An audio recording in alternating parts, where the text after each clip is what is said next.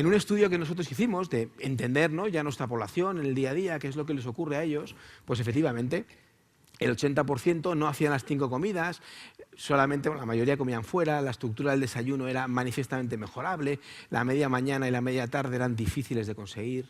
Es decir, una organización de conductas. Yo ya no me meto si comían pescado, ¿no?, que también lo fuimos viendo, pero también eso es más dependiente de los hábitos alimentarios de familia. Pero la estructura de la comida, la organización de la comida, es un paso más en la organización de las conductas. Nos llenamos la boca de la dieta mediterránea. Unos colegas de San Joan de Déu en Barcelona plantearon ese tipo de relación que hay entre la dieta mediterránea y el TDAH. Ojo, no es causal, es consecuencia. Es decir, que la menor adherencia a una dieta mediterránea se asociaba más con el diagnóstico de TDAH. No quiere decir que si comemos menos dieta mediterránea tengamos más TDAH. Lo que ocurre es que teniendo más TDAH es más difícil adherirse a la dieta mediterránea. Entonces, en realidad estamos insistiendo una y otra vez en cosas relevantes e importantes, pero esto nos lo saltamos. Y hay autores que han buscado cosas también muy curiosas. Por ejemplo, el loss of control eating, el comer con pérdida de control, que no es el trastorno por atracón, pero que es una conducta en la cual son sentimientos subjetivos de comer compulsivamente con la sensación de subjetiva de pérdida de control. Objetivamente no es mucho, pero sí hay una disregulación en la conducta alimentaria.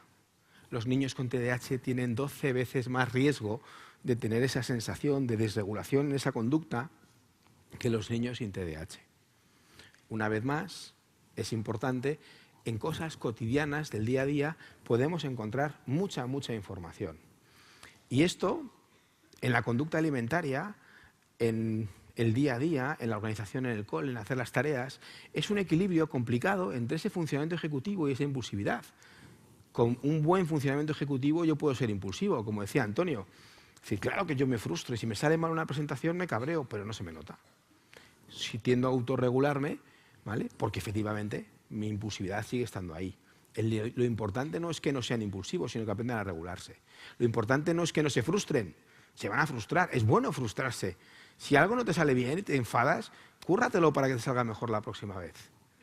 Pero lo que no puede ser es que pensemos que todo esto lo vamos a guiar en una especie de magia donde el niño no se va a frustrar, el niño va a controlar la impulsividad. Ojo, y las funciones ejecutivas un día se levantará por la mañana y ya las tendrá todas cargadas en la CPU. No, eso no funciona así. Eso es día a día. Yo soy del Madrid, pero como diría Simeone, eso es partido a partido, ¿vale? Y aquí la duda, ¿no? Tratar o no tratar, esa es la cuestión, ¿no? Es decir, hasta ahora no he hablado de tratamiento per se, pero sí he hablado de intervención. Sí he hablado de observar conductas, sí he hablado de observar situaciones claves en el funcionamiento de los niños. Y el TDAH, como la vida, no es blanco o negro. No se trata de cuándo trato, cuándo no trato. Yo creo que hay que empezar a tratar desde el minuto cero, planteando que tratar es observar un síntoma que no funciona y empezar a tomar decisiones sobre ese síntoma. No necesariamente ligarlo al tratamiento farmacológico, ¿vale? Una escala de grises. ¿Dónde empezamos a funcionar? Pues depende. Mamá y papá funcionan fenomenal, los dos en casa, estupendos, súper concentrados, súper enfocados en lo que están haciendo. No, mamá y papá están abofetadas, separándose, mamá está por ahí, papá no ha vuelto y el niño solo. Pues hay muchas variables que lamentablemente trascienden a la sintomatología del niño y que en mi día a día condicionan mi toma de decisiones. La interferencia es clave. Es decir, yo creo que al final, cuando tomamos decisiones de cara al tratamiento farmacológico, cuando la interferencia es notable. ¿Qué ocurre si no hay interferencia? ¿No hacemos nada? No, hacemos otras cosas. ¿Qué otras cosas? Alimentación. Yo creo que es clave. Los omega 3 en épocas preescolares tienen todo el sentido del mundo. Más adelante, de dudosa eficacia, pero desde luego con un cociente riesgo-beneficio maravilloso.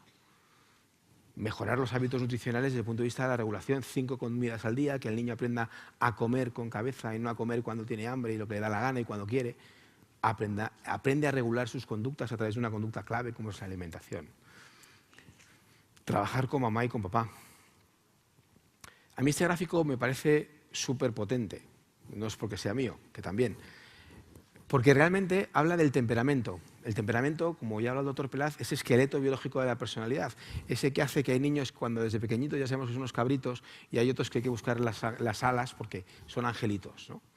Y luego están las competencias parentales, ¿no? Donde hay padres que, caramba, podían hacerlo de otra forma, ¿no?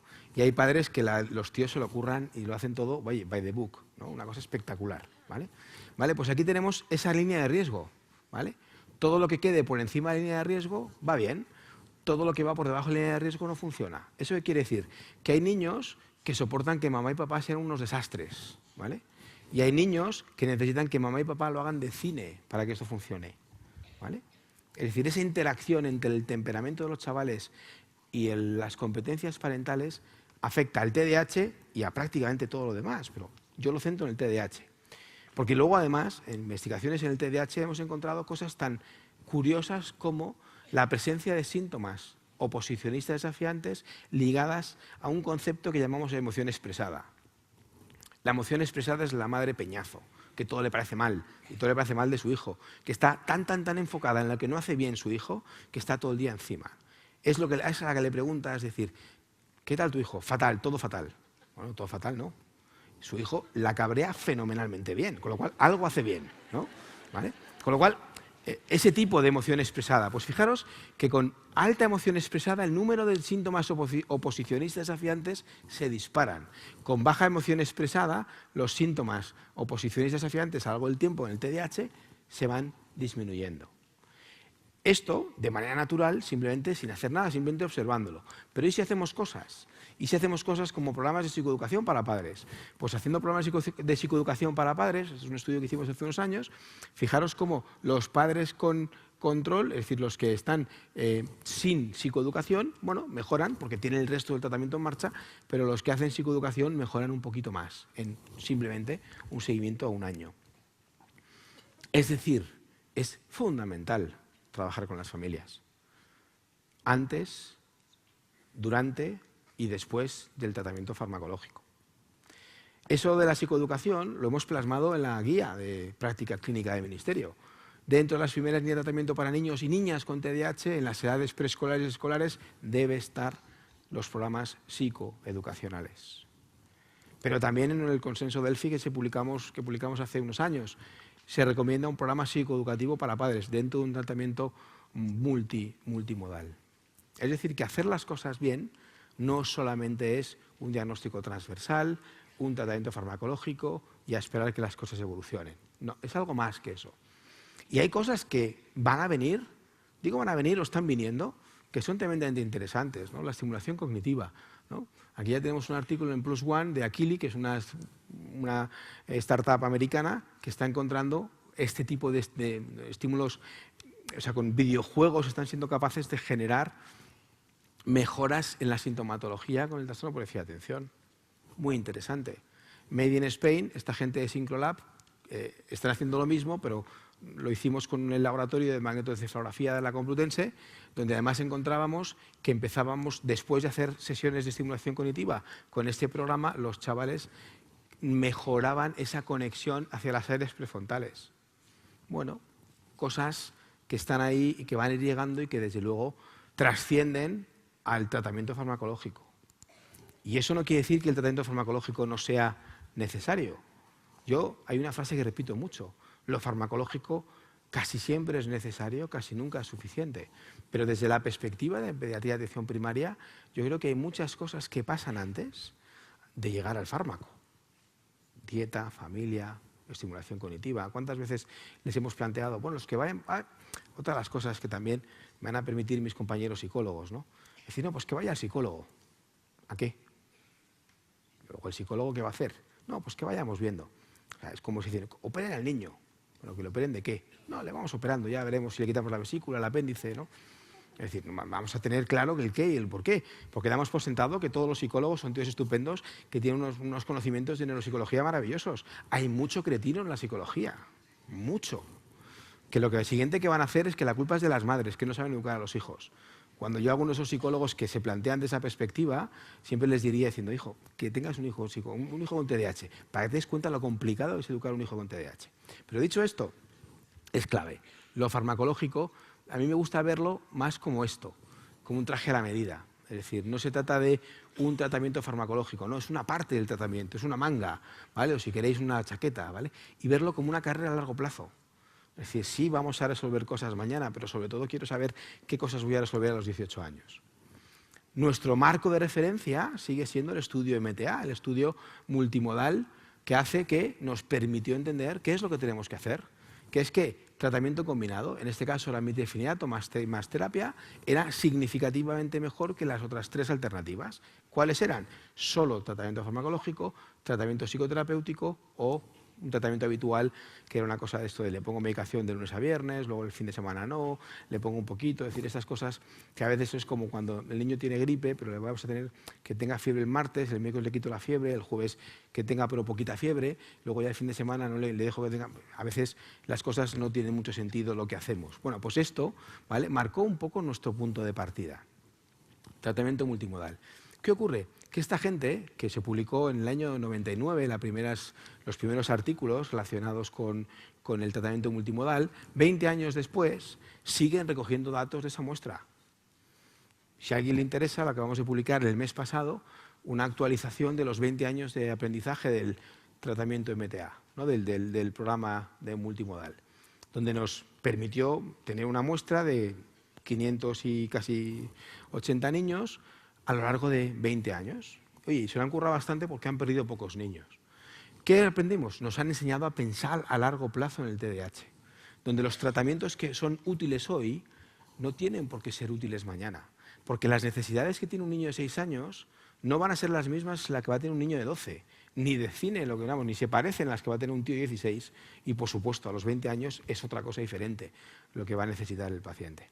Con lo cual, lo que hemos entendido es que esta misma gente ha ido durante los diferentes cortes que han ido haciendo los estudios al año, a los 18 meses, a los 3 años, a los 6, a los 8, nos han ido enseñando cómo han tenido que recolocarse, que lo que valía al principio y era estupendo, de repente parecía que dejaba de funcionar. Lo que pasa es que han cambiado las necesidades del niño. Ventaja que tenemos hoy con respecto a hace unos años. Hoy tenemos en nuestro contexto 4 fármacos con indicación para el trastorno por déficit de atención, 2 estimulantes y 2 no estimulantes. Metilfenidato, lisdexanfetamina, guanfacina y atomoxetina. Cada uno con su perfil, cada una con su diferencia de uso. ¿Es lo mismo la guanfacina que la atomoxetina? No, no tienen nada que ver. Hombre, pero los 2 inhiben recaptando la noradrenalina, diciendo sí, pero su mecanismo de acción es diferente, su perfil de efectos secundarios es distinto. En el caso del metilfenidato y la lisdexanfetamina quizás haya más similitudes, pero hay también algunas diferencias que le hacen encontrar diferencias prácticas en el día a día de los pacientes. Con lo cual, una ventaja que tenemos es que si sabemos qué queremos ayudar, en qué queremos tratar al paciente, nos va a dar muchas pistas sobre el tratamiento más acorde, ¿no?, a ese paciente. Pero como decía, esto no se trata solo de resolver los síntomas. Está muy bien que la escala de TDAH se resuelva, ¿no? Un niño ha mejorado, tiene menos síntomas, ¿no?, pero estar mejor no es estar bien, ¿no? Hay veces que el niño estaba mejor, pero seguía con problemas en el cole, sin amigos, suspendiendo. Pues eso no es estar mejor. Eso no es estar mejor. Estar mejor es estar funcionando y resolviendo las interferencias, resolviendo esos síntomas disfuncionales que les presentaban unas primeras diapositivas, más allá de los síntomas. Bueno, esto de buscar las necesidades inadecuadamente cubiertas en el trastorno por déficit de atención, pues también lo intentamos hacer. Y hace unos años hicimos un grupito de trabajo, tenemos un par de artículos publicados en esto, dándonos cuenta de cuáles eran, a percepción de las familias, las necesidades inadecuadamente cubiertas en el manejo del trastorno por déficit de atención. Por supuesto, había muchas que tenían que ver con el diagnóstico. Desde que un niño tiene problemas, pasa una media en España de 2 años hasta que alguien le pone el cascabel al gato. Y ese es, a mi modo de ver, una barbaridad de tiempo. Es decir, que un niño empieza a tener problemas y pasen 2 años para que el niño tenga dificultades. 2 años en la vida de un niño de 10 años es un 20% de su vida. Muchísimo tiempo. Con lo cual hay cosas que tenemos que mejorar desde ese punto de vista. A veces, estoy de acuerdo, en esa escala de grises no es fácil tener el diagnóstico al principio, pero eso no implica poder empezar a tomar decisiones desde el principio. No necesariamente farmacológicas, insisto. Quiero que veamos la necesidad del tratamiento del TDAH como algo mucho más extenso, como mucho más centrado en el desarrollo de la vida del sujeto, no solamente on-off. ¿Pongo metilfenidato o no pongo metilfenidato? ¿Tiene un punto de corte suficientemente alto? 21 puntos en la escala, ¿le pongo metilfenidato? 20, no se lo pongo. No, es algo, a mi modo de ver, mucho más complejo. La parte del impacto familiar y social. El 40% de las familias, habitualmente la madre, había o dejado de trabajar o reducido su jornada laboral para hacerse cargo de la sobrecarga que generaba tener un hijo con TDAH. Probablemente con estrategias psicoeducativas desde el principio, ese acompañamiento a las dificultades que conlleva la educación de un paciente, de un chaval con trastorno por déficit de atención e hiperactividad, sea más manejable. Desde el punto de vista del tratamiento, sobre todo el control sintomático, pero no los síntomas de TDAH, que estaban encantados, sino los síntomas funcionales y emocionales. Funcionalmente en el cole, emocionalmente como el niño se relacionaba.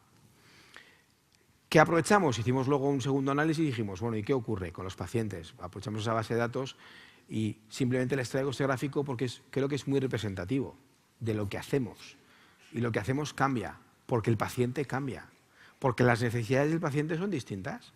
¿Qué quiere decir esto? Que solo un 23% de los pacientes, al principio y al final, y estos fueron solo 2 años, mantenían el mismo tipo de tratamiento. El resto habían cambiado, habían empezado por aquí, se habían ido para allá. Hoy tienen una beca en Boston. Niños que estaban abocados a la exclusión escolar y al consumo de drogas, hoy están terminando psicología en una universidad en España. Chavales y de esos hay un montón de críos, un montón de chavales que entre hacer algo y no hacer nada, yo creo que cambian mucho, mucho las cosas. Y ya termino. Como decía, ¿no? El TDAH hay que entenderlo como un factor, un trastorno evolutivo que debuta en la infancia, pero que va a condicionar el resto de la vida. Y hay un tono de grises en cuanto a las decisiones a tomar. Hay muchas cosas. En el cociente riesgo-beneficio, hay muchas decisiones que podemos tomar a lo largo de la vida de un niño, que no necesariamente pasan por la única y exclusiva vía de la prescripción. Hay muchas acciones, psicoeducación, nutrición, un montón de cosas que podemos hacer. Diagnosticar bien para tratar mejor. Un TDAH sí, pero ¿cómo? ¿Cómo funciona socialmente? Emocionalmente, ¿qué tal está el crío? En el cole, ¿cómo va? Es decir, hay muchas cosas que tienen que ver con el funcionamiento ligado al trastorno por déficit de atención y que a mi modo de ver son críticas a la hora de planificar un tratamiento. Entender que es un factor de riesgo evolutivo, que si no complicara la vida tener un TDAH, hoy no estábamos hablando del trastorno por déficit de atención, estaríamos hablando de la depresión o de cualquier otra cosa, pero no del TDAH. El tratamiento para el TDAH versus un tratamiento para cada paciente con TDAH. Yo me inclino claramente por la segunda opción. No es lo mismo un CI de un chaval, un TDAH en misma clínica, 120 de CI que 80 de CI. No tiene nada que ver. No tiene nada que ver si mamá y papá están los dos en casa y funcionando, a si mamá y papá están separados y agofetadas. No tiene nada que ver si es el quinto de 5 o es el primero de una familia donde es el único sobrino, único nieto. Hay muchos factores que cambian y que influyen en eso, ¿vale? Y lo que decía antes, la medicación es cierto que casi siempre es necesaria, pero casi nunca es suficiente. Casi nunca es suficiente. Como espero que le hayan quedado muchas dudas, ¿vale? Lanzamos un hashtag AEPTDH, ¿vale? Y si alguien tiene cualquier duda, que me etiquete y yo le contesto, ¿vale? Muchas gracias.